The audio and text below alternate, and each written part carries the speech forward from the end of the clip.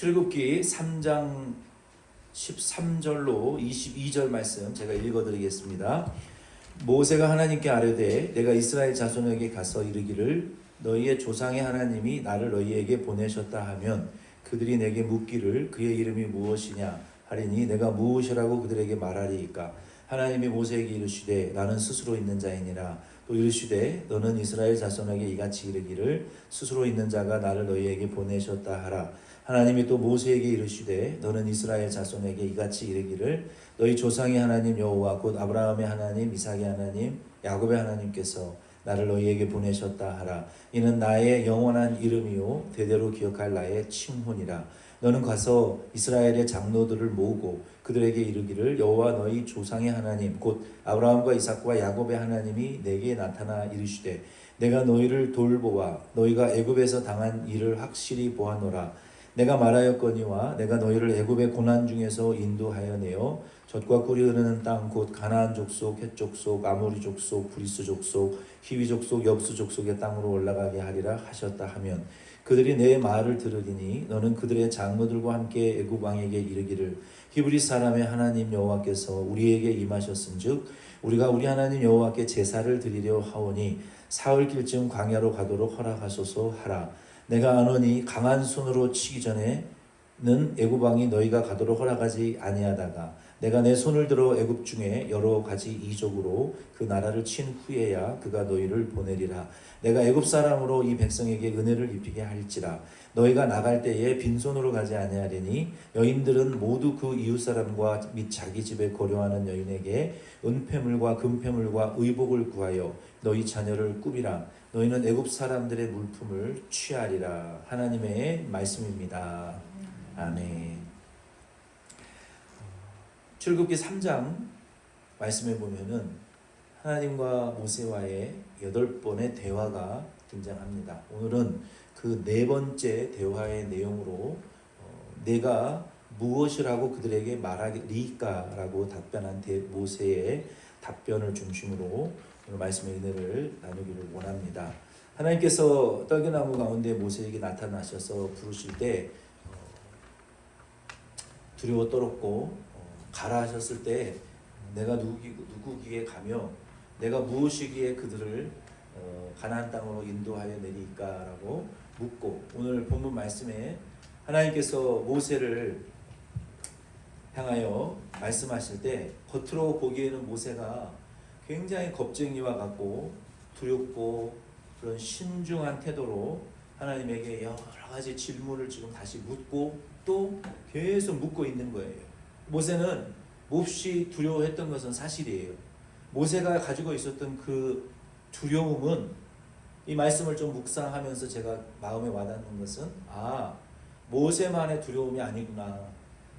구약 광야 교회 전체의 두려움이었고 이스라엘 백성 전체의 두려움이었고 그 모세가 갖고 있는 그 두려움은 결국 저와 여러분의 우리 교회의 두려움이요 그리스도 예수 안에 있는 오늘 저와 여러분의 두려움이구나, 나의 두려움이구나 라는 마음이 제 마음에 좀 많이 와닿았어요. 그래서 이 모세가 하나님의 부르심을 받고 4번째 지금 대화를 나누면서 이 몹시 두려움을 가지고 있었어요. 근데 하나님이 그것을 해결해 주시거든요. 한 가지 한 가지 벗겨 주시거든요. 오늘 이 말씀을 통해서도 우리 안에도 있는 이 두려움이 오늘도 예수님 발 앞에 다 내려놔질 수 있는 그러한 시간, 은혜의 시간 되기를 바랍니다. 그러면은 13절 말씀에 보면은 모세가 무엇을 두려워했을까요? 하나님에게 무엇이 그렇게 두려웠을까요? 우리 성도님들은 지난 한 주 어떤 것이 많이 두려우셨습니까? 지금 여러분의 마음에 가지고 있는 그 두려움이 무엇입니까? 그것이 있다면 오늘 우리 모세처럼 예수님의 발 앞에 우리도 하나씩 이 말씀을 들으면서 내려놓을 수 있는 그런 변화되는 시간 되기를 바랍니다. 모세가 두려워했던 것은 13절 말씀에 3가지를 두려워했더라고요. 첫 번째 모세가 두려워했던 것은 불확실성과 통제할 수 없는 상황에 대한 두려움이었습니다.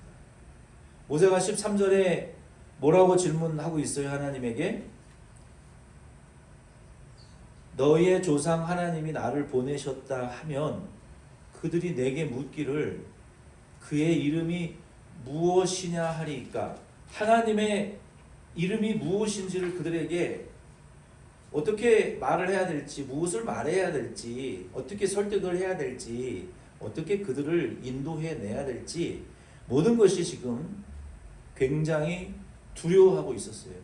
그래서 모세가 두려워했던 것은 앞으로 내가 만나게 될 그 상황, 내가 만날 그 사람들을 내 스스로 통제할 수가 없는 대상들이라고 모세는 느꼈어요.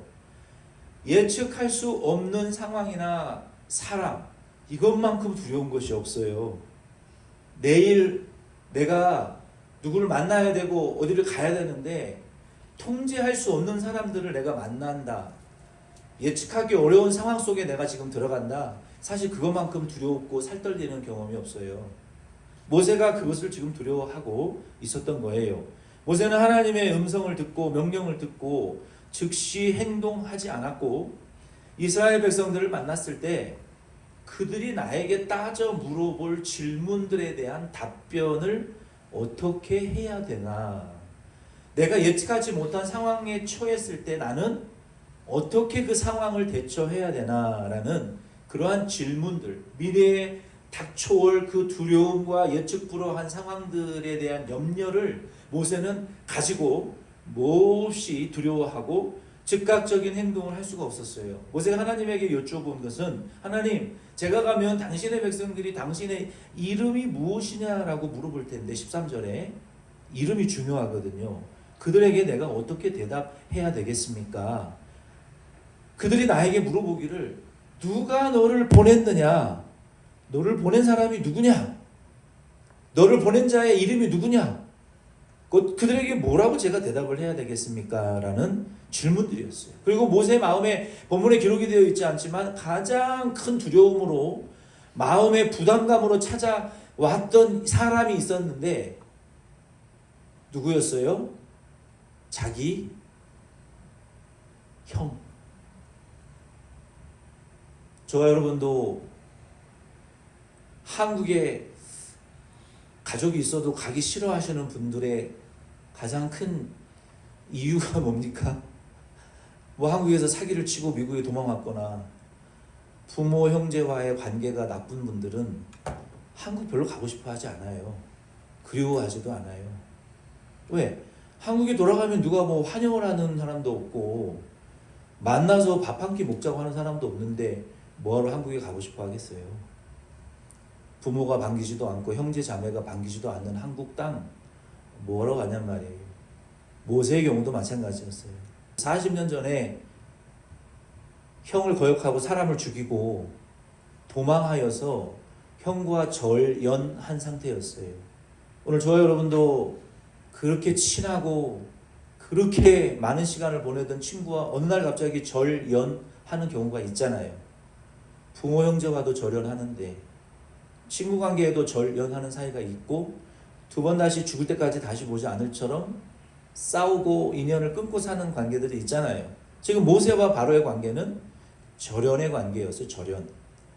돌아가고 싶어도 가고 싶지 않았겠지만 돌아갈 수 없는, 하나님이 어쩌면 모세에게 너 다시 애굽으로 돌아가라 라고 하셨을 때 가장 모세의 마음의 부담감으로 다가왔던 대상이 아마 바로이지 않았을까. 자기 양 아버지 어머니, 그 형제, 그들의 눈빛을 두려워하지 않았을까요? 내가 지은 죄가 있는데 내가 어떻게 애굽으로 가라는 말씀입니까? 하나님, 가장 마음 밑바닥으로부터 거부하는 몸짓과 행동을 했던 이유가 아마도 그런 것이지 않았을까요? 본문에 기록이 되어 있지 않지만 제게는 그렇게 다가옵니다. 이 본문이. 그리고 이스라엘 백성들에게 누가 나를 보냈다고 말을 해야 되고 그분의 이름이 무엇인지를 제가 뭐라고 얘기를 해야 되는지 모세에게는 앞으로 어떤 일이 일어날지 예측 불허한 상황과 사람들에게 뭐라고 답변하고 대처해야 될지를 도무지 감을 잡을 수가 없었어요. 그들을 어떻게 설득해야 해야 될지 감히 출애굽은 상상도 못하고 뭘 하고 그들을 설득해야 될지부터가 너무나 염려와 큰 불안감으로 모세에게는 다가왔던 거예요. 그래서 모세는 안 그래도 신중한 사람이었어요. 모세는 굉장히 신중한 사람이었고 사려 깊은 사람이었고 불확실성을 매우 불편해하는 사람들이었어요. 가보면 되겠지. 일단 행동하면 문제가 해결되겠지라는 사람은 아니었고 가능한 한 사전에 모든 정보와 예측 가능한 시나리오를 만들어 놓고 움직이는 그런 유형의 사람이었다. 근데 모세는 지금 너무 신중하고 너무 사려 깊은 사람의 유형으로 행동하고 있습니다. 이러한 성격을 가진 사람들의 문제점은 과도한 걱정과 행동의 지연이 발생하기 십상이에요. 늘 시나리오만 짜다가 인생 끝나는 거예요. 부딪혀봐야 뭐든지 부딪혀봐야 시행착오를 겪어봐야 쓰임받는 자의 자리에 올라갈 수가 있는 거예요. 두 번째는 모세가 가지고 있었던 두 번째 두려움 무엇이었을까요? 사람들의 평가와 반응에 대한 두려움이었습니다. 모세가 한 질문을 보면 알아요. 사람의 평가와 반응에 너무 과도하게 여러분 지배받을 필요 없어요.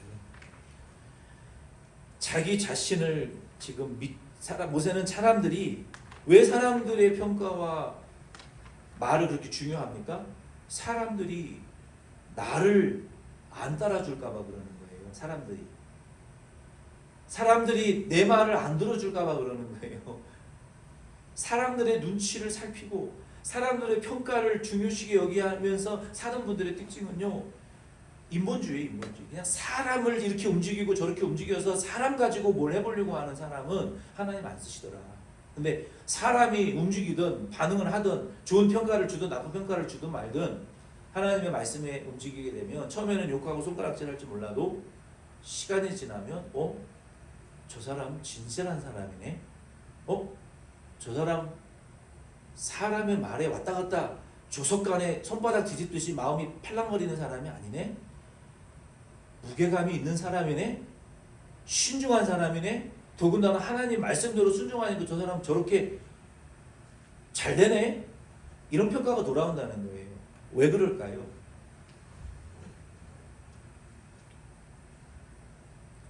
그래서 사람이 경험이 중요한 게 경험. 모세가 전에 40년 전에 어떤 경험을 했습니까? 자기가 바로의 공주의 딸인데 다음에 왕이 될 수도 있는 사람인데 자기는 유대인이야.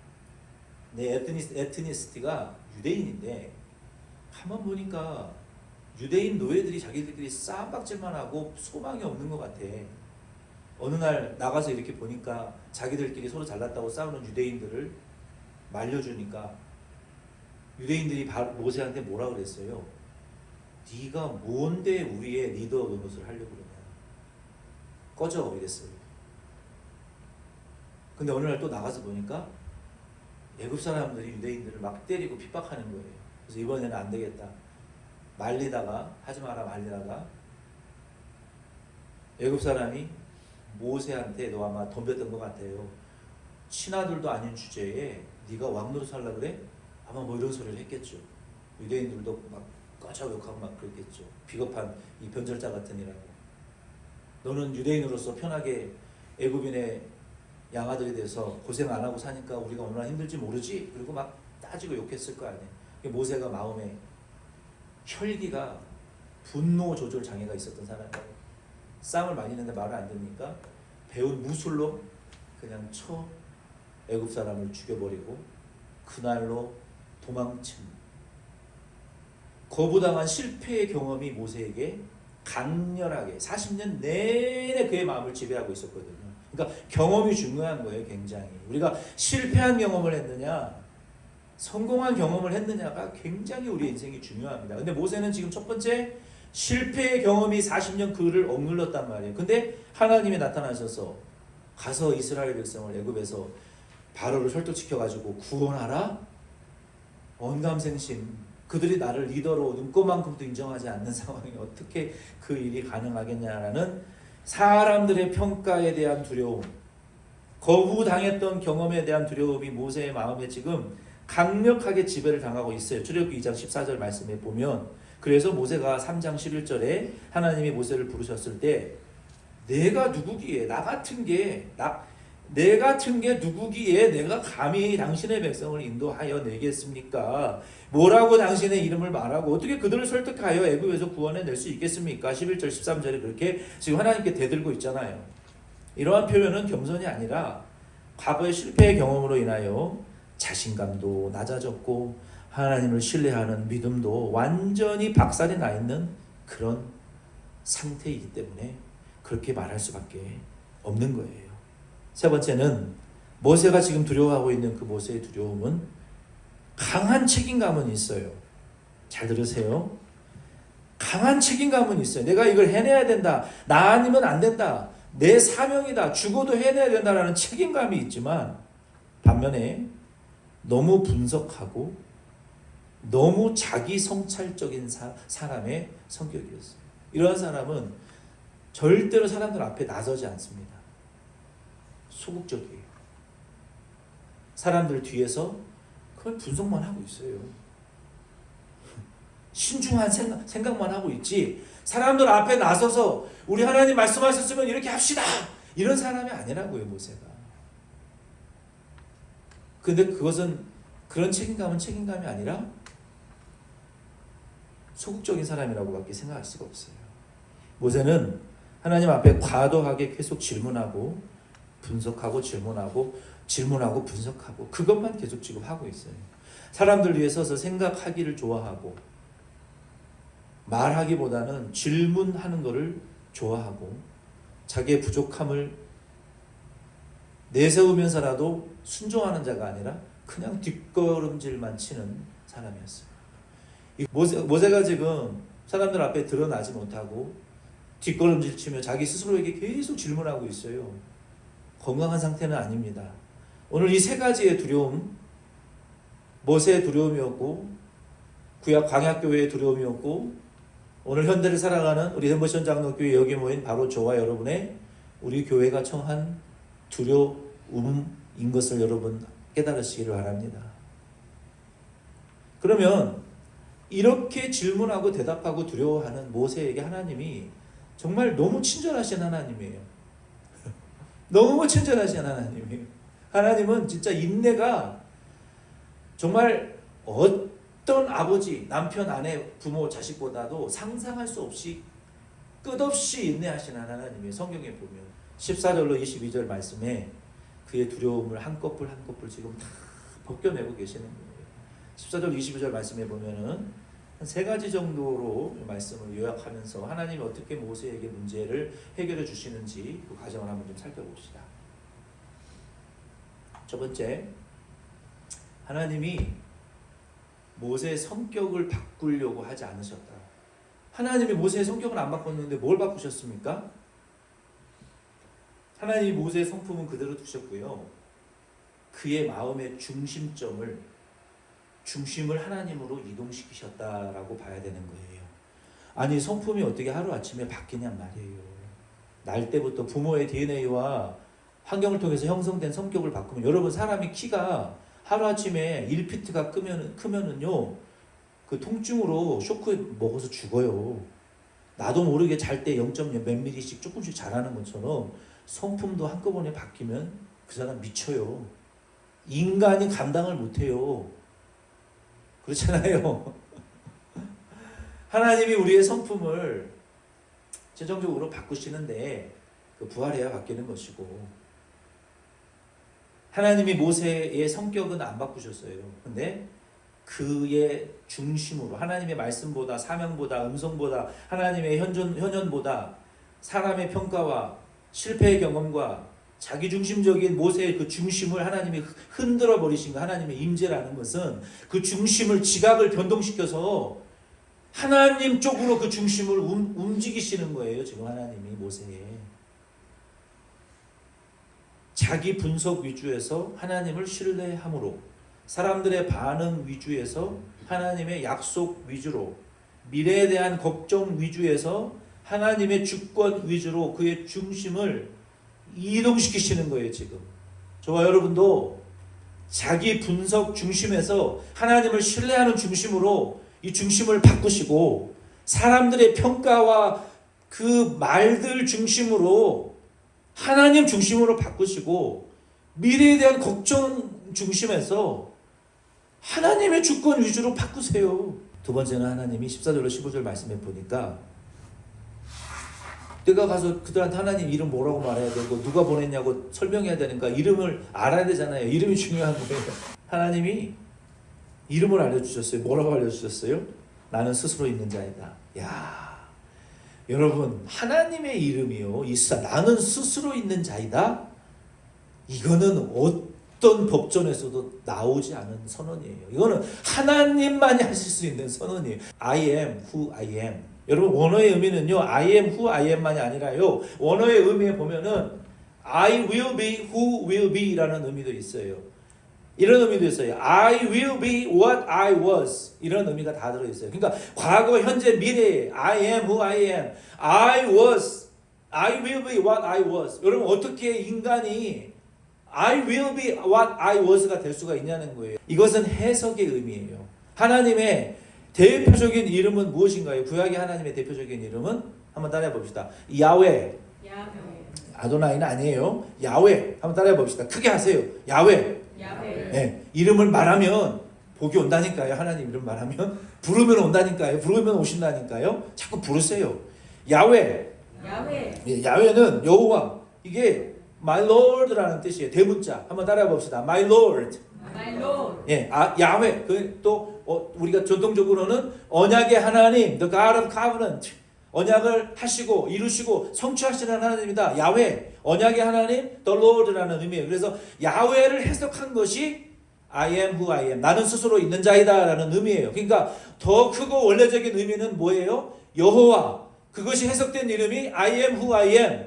이것은 하나님의 이름은 하나님의 본성이 어떤 구체적인 특성으로 제한되지 않으시고, 형체가 없어요. 하나님은 변하지도 않으시고 이랬다 저랬다 하지 않은 분이 아니에요. 그리고 하나님은 대대로 기억하고 경배받으실 아브라함과 이삭과 야곱의 하나님이시다라고 하나님이 모세에게 지금 가르쳐 주셨어요.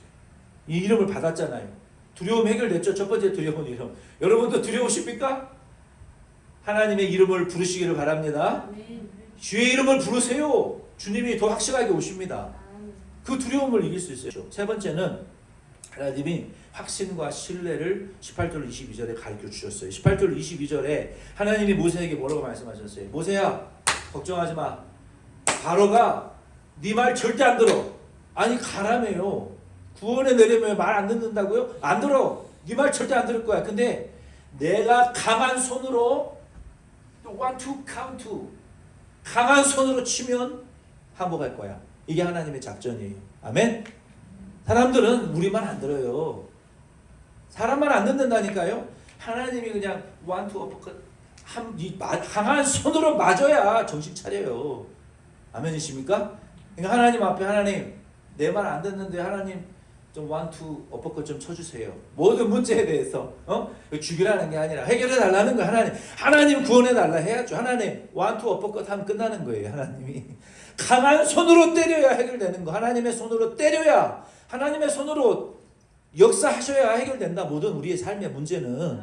그게 믿음이지. 내가 아무리 one, two, 어퍼컷 쳐보세요. 안 됩니다. 헛발질이지.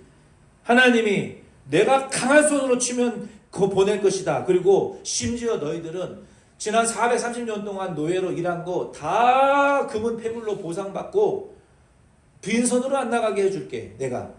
근데 그 말들은 진짜 됐어요? 안 됐어요? 됐단 말이에요. 그래서 하나님이 지금 무엇을 가르쳐 주시는 거예요? 확신해라. 너 나를 신뢰해라. 내가 강한 손으로 칠 테니까 너 두려워하지 마라. 확신과 신뢰를 지금 가르쳐 주시잖아요. 그래서 그 두려움을 지금 다 벗겨주시고 하나님이 그렇게 해결해 주셨어요. 그리고 마지막으로 하나님이 모세에게 말씀하셨던 것처럼 이번 한 주 저와 여러분도 두려움에서 하나님으로 내 중심을 이동시키시고, 그리고 15절로 18절 말씀해 보면 하나님이 모세에게 그 두려움을 이동시키는 방법을 가르쳐 주셨어요. 너무 친절하신 하나님이 어떻게 했어요? 장로들에게 가라. 장로들에게 내 비전을 선포하라. 그 뭐예요? 비전으로 연합하라는 거예요. 두 번째, 장로들과 연합하고 하나님이 이렇게 해주시겠다. 하나님의 이름이 여호와다. 스스로 있는 자다라고 선포하고 하나님의 말씀과 비전으로 장로들과 모세와 연합해라. 그리고 이스라엘 백성들에게 너희들은 예배드리는 사람들이다 라는 사실을 알려라. 바로에게 뭐라고 말하라고 그랬어요? 우리가 3일길만 갔다 하나님에게 제사 드리고 돌아오겠나이다 라고 말하라고 그랬죠. 오늘 저와 여러분도 문제를 해결하는 방법은 서로 여러분 비전을 가지고 다 한 마음으로 여러분 연합하시길 바랍니다. 2026년 우리 교회의 비전은 뭐예요? 죽었다 깨나도 예배를 통해서 살아나는 교회가 되자. 아멘이십니까? 아멘. Revive with worship. 죽었다 깨나도 그 기도를 잊지 마시라는 거예요. 예배로 살아나자. 예배하면서 살아나자 제발. 그게 비전을 통해서 연합하는 길이에요. 두 번째 뭡니까? 예배 드리면서 우리 살아나자. 우리는 예배 공동체다. 3일교쯤 예배 가서 예배 드리겠다. 교회는요 예배 드리라고 부름받은 공동체예요. 하나님을 예배하라고 부름받은 공동체예요. 아멘이십니까? 그래서 우리 연초에 이 예배로 살아나는 교회 세미나에 이 말씀을 우리가 서로 나눴잖아요. 예배 드리는 공동체가 돼야 되는 우리는. 그래서 그리고 마지막으로 하나님이 두려워하지 말라. 내가 강한 손으로 칠 텐데 내가 너희들에게 은혜를 입혀주리라 라고 말씀하셨죠. 오늘 여러분 한 이 말씀을 통해서 저와 여러분도 여러분 은혜를 입으시기를 바랍니다. 하나님의 은혜를 입으셔야만이 살 수가 있어요. 은혜를 입어야만이 문제가 해결됩니다. 문제 주신 이유는 은혜 입으라고 주신 거니까 은혜를 입으면 문제가 해결되는 거예요. 그래서 이번 한 주 여러분이 말씀 붙드시고 좀 길어졌지만 죄송하고 이게 제 여러분을 향한 마음입니다. 좀 더 우리 하나님을 향해서 모세와 같이 여러분 두렵지만 중심을 하나님에게 옮기시고 그리고 말씀으로 연합하시고 예배 공동체의 사명을 절대로 포기하시지 않는 저와 여러분 되기를 바랍니다. 우리 축도로 예배 마치겠습니다.